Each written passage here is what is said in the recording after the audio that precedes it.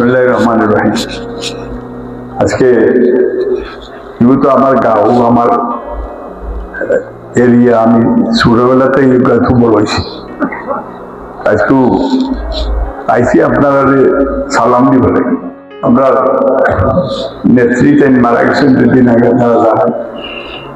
আমি তার লাগি দোয়া চাওয়াইছি, আর আমার লাগিয়ে দোয়া চাওয়াইছি এই গাঁওটারে ভবিষ্যতে যাতে আমরা এখন ওর পাশে থাকতাম পারি, শোল্ডার টু শোল্ডার আমরা এখন রেখাম।